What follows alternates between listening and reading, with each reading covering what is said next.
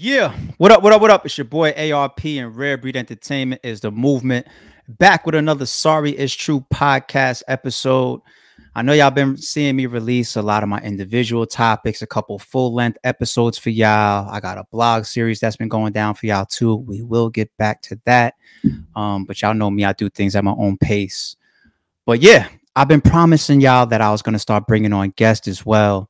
I've had a couple guests on, but this one right here, this is a very special occasion for me, because not only is this somebody that I had an opportunity to rock with in the past while RBE was still on their way up, you know, putting in our work and laying our foundation, but this is somebody that I really look at as one of our media OGs.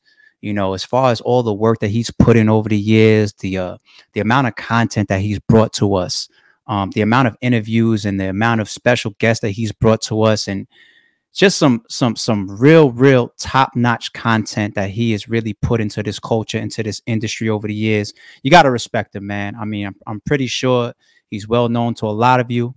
You know, I'm going to bring him in right now. Let's give it up for the big homie, Doggy Diamonds, man. What's up? I'm here.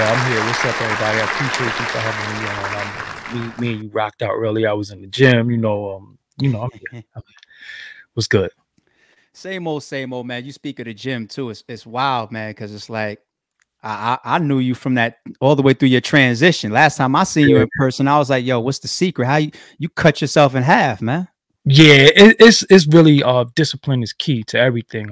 I was living a very undisciplined life based on the lifestyle, based on trauma, based on different situations, but there's no excuse for what happens to you. You know what I'm saying? Like, if you do certain things, you live a certain way, and your consequence is your consequence, and people be like, but that's your fault. You know what I'm saying? So if you get on a roller coaster, and the roller coaster breaks down and you fall off the roller coaster and die, people say, well, you shouldn't have got on the roller coaster. So how much of what's going on with you is your fault? And I think with discipline, lifestyle, eating, the way you carry yourself, that is your fault, because nobody cares about your trauma. You can explain your trauma. It might be people who relate to it, but then be people say, yo, man, nah, that still can't be me. You know what I'm saying? Right. That still ain't gonna be me. I ain't gonna be no 300 pounds. So, that's dope. That's dope. It's always good to get, different perspectives on advice, especially when somebody has some type of success, because when we look at people and we say, all right, that person did what I'm trying to achieve, it's easier for people to take that type of advice from somebody at that point. Yeah. But speaking of advice, man, how many years you in the game now, in this media game? How many years? 16. 16 years. 16 years since 2000. Jesus. Yeah. I sometimes it bugs me. I don't look at it like that. I'm like, where did the time go? You know what I'm saying? But yeah, I've been doing it for 16 years. I love it. I love it. This is my job. This is my life.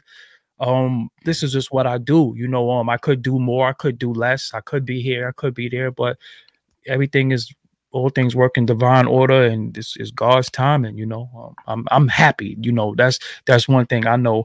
Like yourself, sometimes I might come off like an angry, bitter black man but I'm so happy. I play so much, and I just love to go on platforms that I get to be me. On my platform, I gotta stick to the script with the audience, but when I go on other platforms, I get to be jovial and have a good time. I love it. Now I gotta ask you, 16 years in the game. Yes. I know there's a formula to it, but how do you remain in the forefront the way that you have? How do you remain relevant? How do you keep things fresh? How are you still earning a living or being here within this media space, after all this time? Because I feel like it's easy to look at something and say, yo, I want to be a blogger, or I want to be a podcaster, or I want to run a battle rap platform, a league, or I want to open up a barber shop or whatever. It's easy to look at it. But to be in it for 16 years? 16 years, 2000. You know what it was in me before I knew that I can make money? I loved it. I love an interview. Like, man, I remember having to go home and like, what am I going home to? Like, what is home? Like, I got to get some footage. I got to get some content. So I'm running around with my camera. I got a 4 megabyte computer memory, 4 megabytes of memory, and I'm logging footage and it's stuttering and doing all this stuff. And I didn't know, you know what I'm saying? Like I was just so guerrilla with it. But I love that I can talk to my friends, my favorite rappers, my favorite artists. I knew them already, you know what I'm saying? Yeah. But I'm talking to them, they looking at me like, what are you doing? I'm like, I'm about to interview. You're like, interview? Come on, man, give me some beats. I'm like, no. I still do the beats, but I'm doing interviews. And was just able to just maintain and just pick and choose my spots. So I just, you know, sometimes yo, man, I really have like might have like 1 billion views on. Wow. Because on my channel alone, I have about 50 million. I have Forbes DVD channel. Then I had the website that's not really logged. Then I have Digital Soapbox Network.